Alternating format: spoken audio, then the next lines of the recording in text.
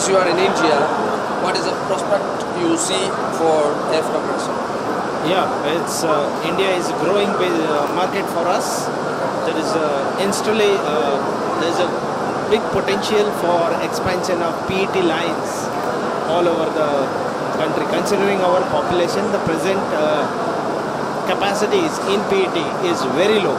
So we see a very good potential for air compressors in beverage, edible oil and juices. And what makes you different from others?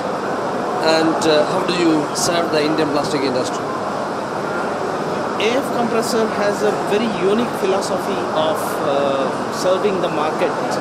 We look after what exactly customer needs. We go for energy saving for the customer, operating cost saving, and most importantly the reliability because the HP compressor is the heart of any beverage plant.